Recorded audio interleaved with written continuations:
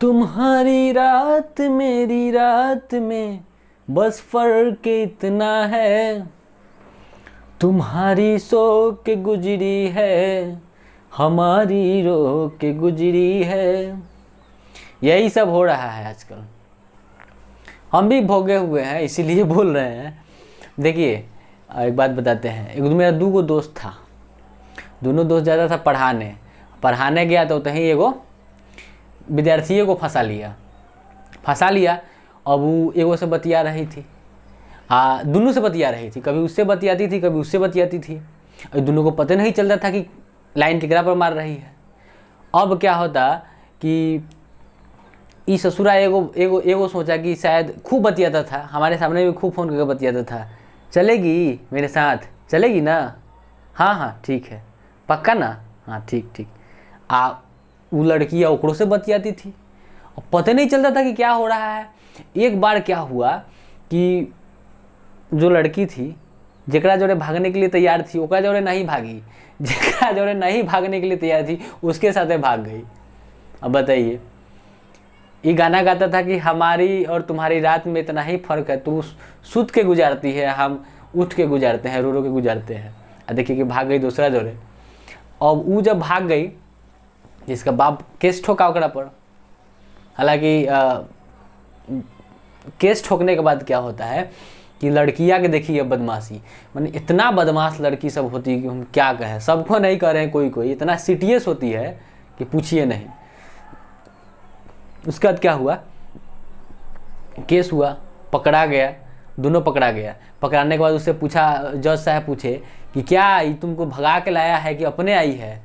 तो लड़कियाँ कहती कि ना भगा के लिए आई है, आज जोड़े जोड़े वो हमको भगवा दिया है, एक दूसरा आता है पढ़ाने, वो हमको भगाने में मदद किया है। मैंने बताइए कि एक को तो अलगे टेंशन है उसको, और दूसरा टेंशन इहो ला दिया कि बोल वो भगवाया है।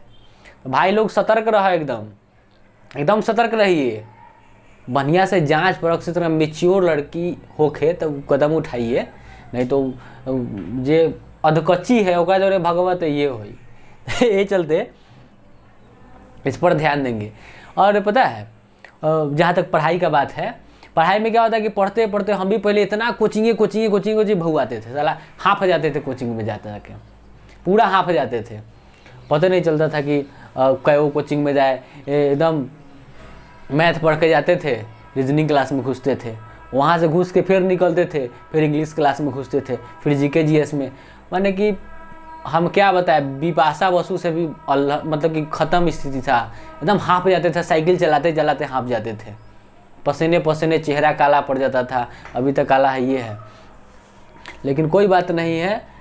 कोई कभी कहा है कि हम काले हैं तो क्या हुआ, दिल वाले हैं, है ना। तो इस तरह से स्थिति होता था। अब प्लेटफॉर्म किसी एगो प्लेटफॉर्म के भाई लोग चुन ले, कोनो एगो के चुन आ ओकरे पकड़ के चल, कोनो एके के चुन आ ओकरा धऽ के चलो, तुम्हारा बेड़ा पार नहीं लग गया तो हमरो नाम नहीं। याद रखो, कोनो एगो चीज़ पकड़ लो, या कोचिंग करना है तो कोई एगो कोचिंग में पढ़ो, यूट्यूब पर कोनो एगो मास्टर के धरे के है तो एक एगो मास्टर के धऽ के पढ़ो, आ ओकरे धऽ के पूरा चलना है लास्ट तक, जे पूरा सेशन पढ़ावे इहो बात कह देते हैं। आजकल क्या है, 5-7 गो वीडियो डाल देगा, 20 गो वीडियो, आधा माने तनका मन का खिचड़ी पका के ओमे करके, लेकिन फुल्ली कोर्स फ्री में हमारा तो आज तक नहीं बुझाया कि फुल्ली कोर्स फ्री में कोई टीचर करा दे बिना पेड क्लास करे ले। लेकिन हमार क्लास भाई लोग फ्री हो, याद रखिए, पूरा फ्री है।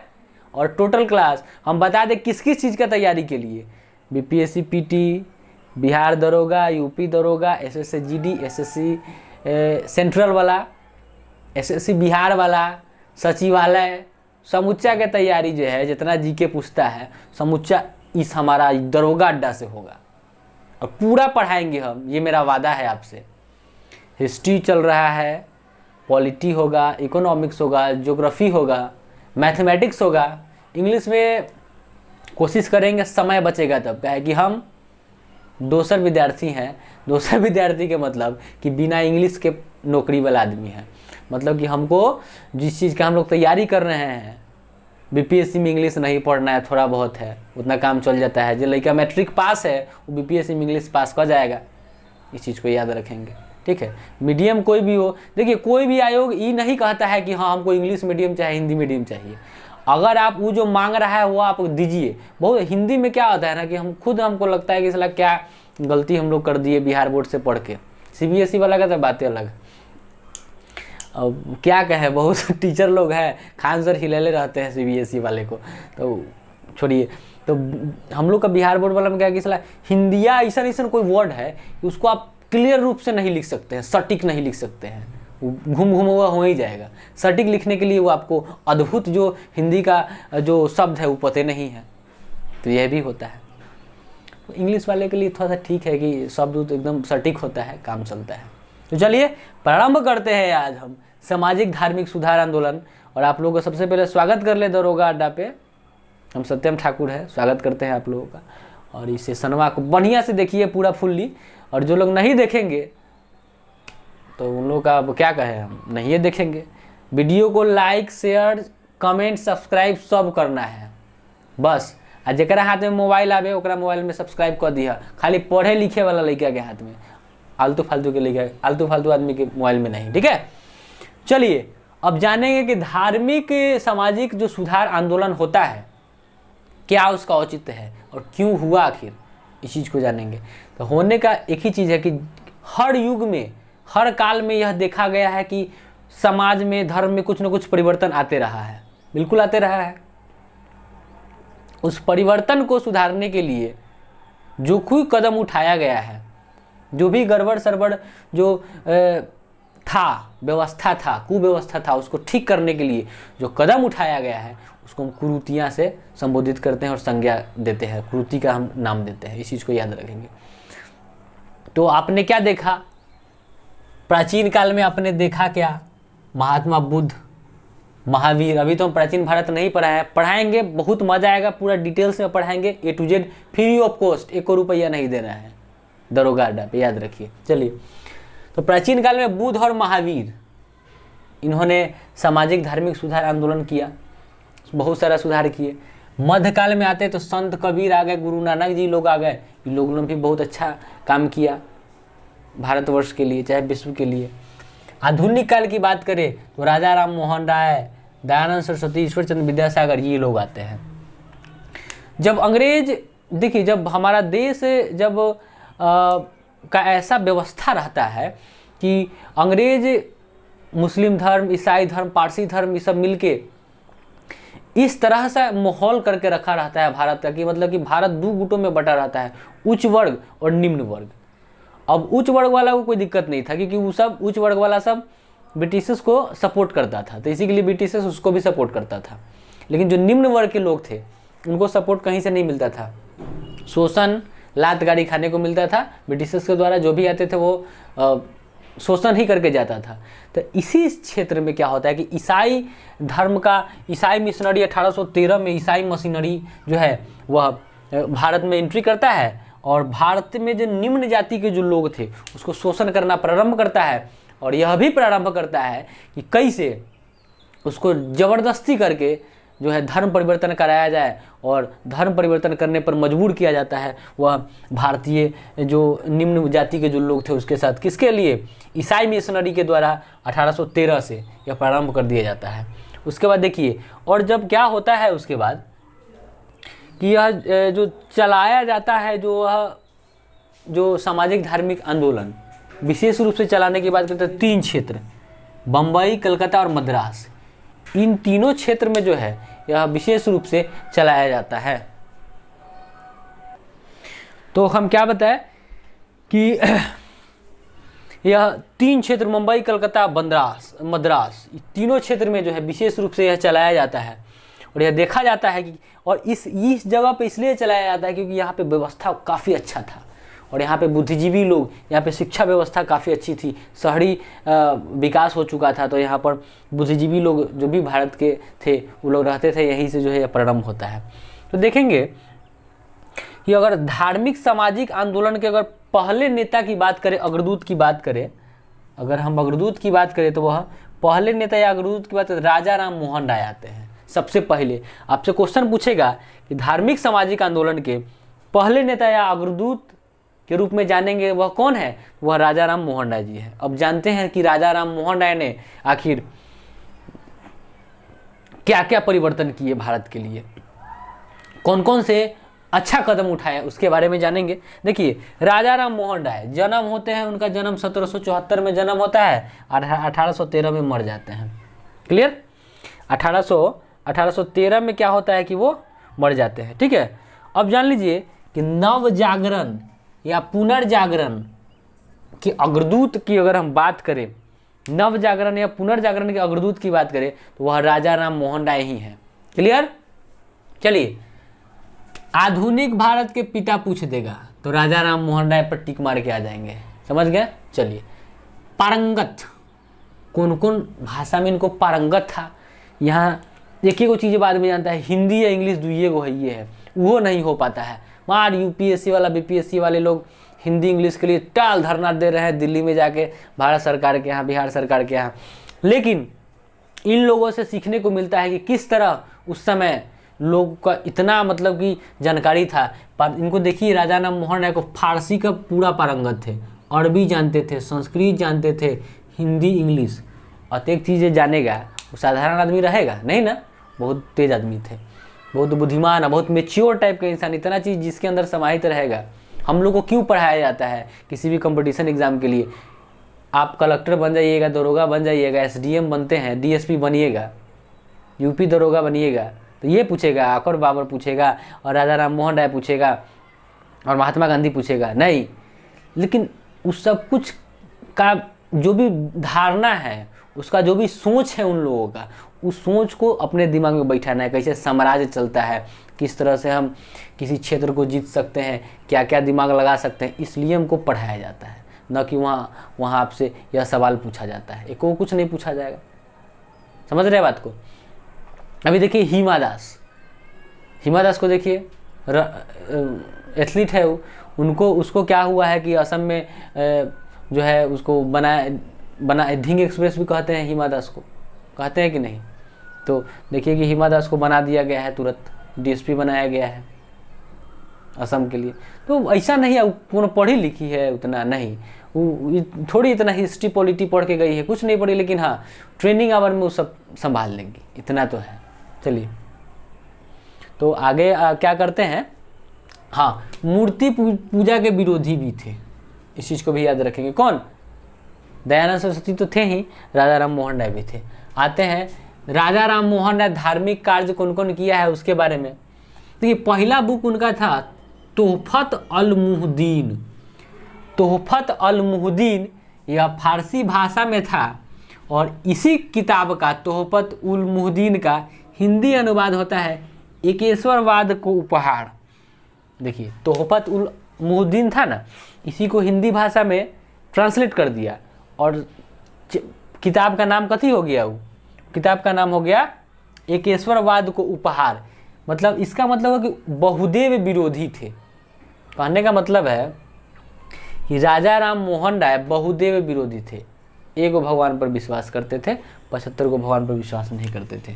तो बहुदेव विरोधी की बात करें तो वो राजा राम मोहन राय जी थे।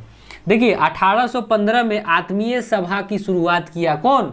राजा राम मोहन राय।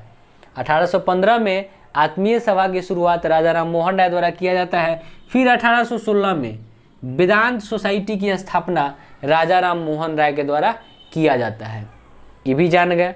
अब देखिए 1820 में क्या करते हैं, प्रीसेप्ट्स ऑफ जीसस। देखिए, ये प्रीसेप्ट्स ऑफ जीसस में यह बताया गया है, ईसा मसीह पर प्रहार करते हुए यह बताया गया है, ईसाई धर्मों पर प्रहार करके बताया गया है कि ईसा मसीह कोई चमत्कारी आदमी नहीं थे। ये धारणा गलत है। यह बात, यह राजा राम मोहन राय का जो प्रीसेप्ट्स ऑफ जीसस है 1820 में जो प्रकाशित हुआ था, उसमें यह क्लियर रूप में लिखा गया है कि वह कोई चमत्कारी नहीं थे। वह इसी तरह से एक किस्सा है, इतिहास का पन्ना में जोड़ दिया गया है। इस चीज़ पर विशेष रूप से ध्यान देने का काम राजा राम मोहन राय किए हैं।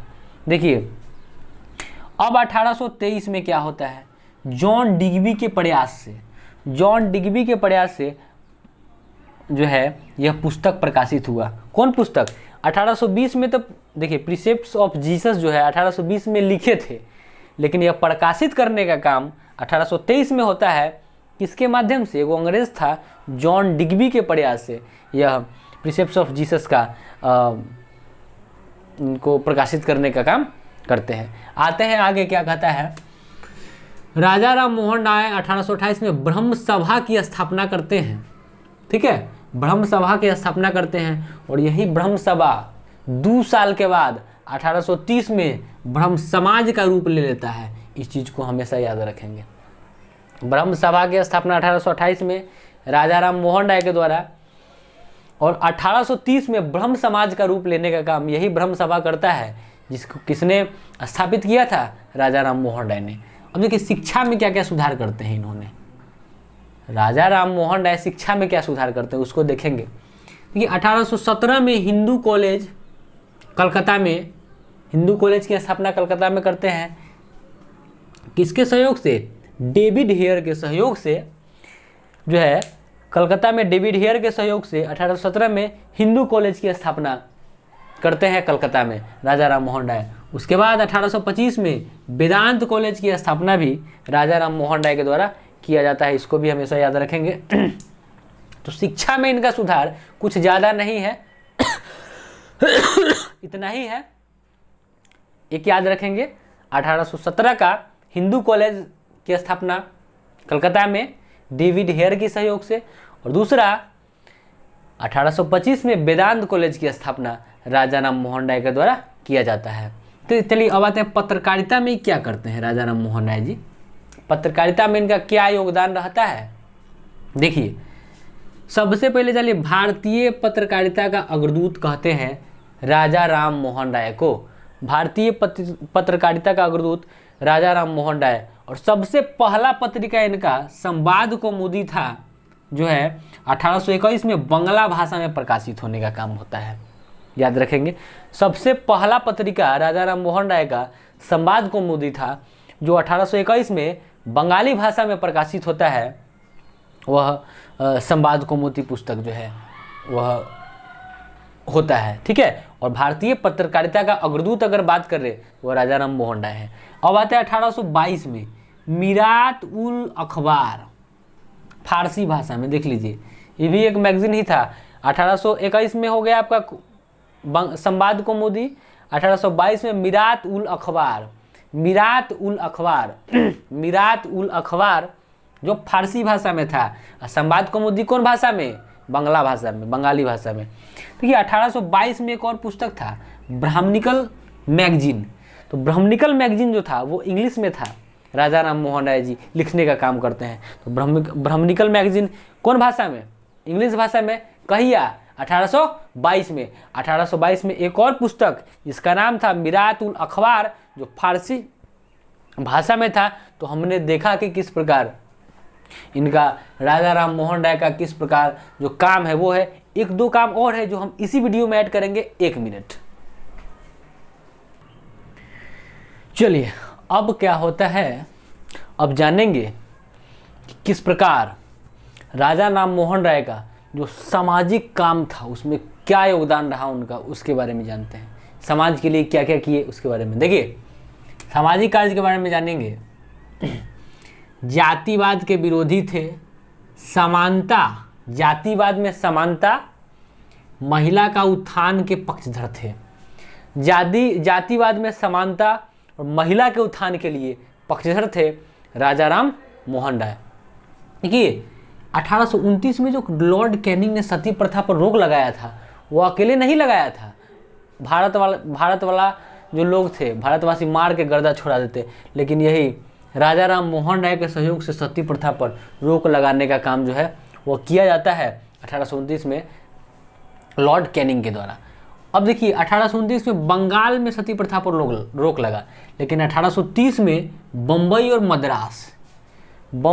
मद्रास में 1830 में सती प्रथा पर रोक लगा। लेकिन देखिए कन्फ्यूजन हो जाता है। हम लोग क्या याद रखते हैं हमेशा? 1829 में लड़का याद करता है 1829 में सती प्रथा पर रोक, 1829 में सती प्रथा पर रोक। अरे तो बंगाल में ना हुआ भाई, कहीं मुंबई या मद्रास में पूछ देगा, तब पूछ देता है बम्बई में, तो 1830 याद रखेंगे, नहीं तो गड़बड़ा जाएगा यहाँ पर। चलिए फिर क्या होता है कि 1830 में ही मुगल बादशाह अकबर द्वितीय ने राजा की उपाधि दिया। किसको? राजा राम मोहन राय को। देखिए घटना कुछ ऐसा था कि अंग्रेज सब बड़ा जुलूम कर रहा था। अब मुगल बादशाह के धुआं उड़ेले था सब अंग्रेजवा सब। तो मुगल बादशाह अकबर द्वितीय जो कहा कि भाई राजा राम जी आप जाइए, तनका जो अंग्रेज का जो महारानी है, जो ब्रिटिश क्राउन है, उनके पास जाइए, मेरा दरख्वास्त लेके कहिए कि अंग्रेज सब जीने नहीं दे रहा है, बड़ा शोषण कर रहा है। तो ये कहे कि ठीक है हम जाएंगे। उस समय एक और प्रथा थी कि समुद्र में जो लांग के ऊपर जाता था ना, समुद्र लांग के उस पार जाता था, उसको क्या होता था ना, उसको कहा जाता था क्या, उसको यह कहा जाता था कि वो अछूत है। तो इस प्रथा को तोड़ने के लिए राजा राम मोहन राय ने समुद्र पार करके गए ब्रिटेन। और यह भी जान लीजिए कि समुद्र पार करके ब्रिटेन जाने वाले प्रथम भारतीय की बात किया जाए तो वह थे राजा राम मोहन राय। अकबर द्वितीय के द्वारा राजा राम मोहन राय को जो है राजा की उपाधि मिला। याद रखेंगे, हमने ये आपको बता चुके हैं। देखिए वो हो गया। देखिए 1833 में ब्रिटेन के ब्रिस्टल में मृत्यु हो गया। देख लीजिए 1833 में राजा राम मोहन राय का ब्रिटेन के ब्रिस्टल में मृत्यु होने का काम जो है वो हो जाता है, इनका मर जाते हैं 1833 में ब्रिस्टल में। देखिए 1830 में जब राजा राम मोहन राय ब्रिटेन जाते हैं ना, तो उनके जगह पर विद्यावगीस कुछ दिन काम करने के लिए जो चल रहा था इनका ब्रह्म समाज, उस पर जो ये कार्यरत थे, तो उसके जगह पर जब जो चले जाते हैं वहाँ, तो विद्यावगीस आया। फिर विद्यावगीस को हटाकर जब 1833 में जब वो मर जाते हैं वहीं पर ब्रिस्टल, तो 33 में जो है विद्यावगीस को हटाकर द्वारिका नाथ टैगोर पद पर आते हैं। फिर द्वारिका नाथ टैगोर जब मर जाते हैं तब आते हैं 1843 में देवेंद्र नाथ टैगोर आते हैं। और अंततः जब देवेंद्र नाथ टैगोर को भी मृत्यु हो जाती है तो फिर अच्छे समाज सुधार, उन लोग उतना अच्छा नहीं थे मतलब उतना प्रभावी नहीं थे, उन लोगों को उतना नॉलेज नहीं था, लेकिन समाज फिर से अच्छे एक समाज सुधारक के रूप में जो है वो आपका केशव चंद्र सेन आता है। इसका नेक्स्ट वीडियो में हम विस्तृत चर्चा करेंगे क्या है केशव चंद्र का, और उम्मीद करते हैं कि आपको पूरी तरह से याद हो गया होगा। वीडियो को लाइक शेयर सब्सक्राइब जरूर करें। और फिर हमारे हैं नेक्स्ट वीडियो में, हमारा सार संग्रह का भी सेशन चल रहा है, विज्ञान मंथन का भी सेशन चल रहा है, तो देखना ना भूलें। और वीडियो को ज़्यादा से ज़्यादा लोगों तक पहुँचाएँ, जो भी दोस्त हैं उनको शेयर करेंगे। चलिए जो भी स्टूडेंट, बहुत लोग टीचर भी हैं, वो लोग अपने स्टूडेंट को बताएं कि हाँ इस रूप में फ्री ऑफ कॉस्ट पूरा तैयारी कराई जाएगी आपका, ये मेरा आपसे विश्वास है और वादा है। तो चलिए अभी के लिए धन्यवाद।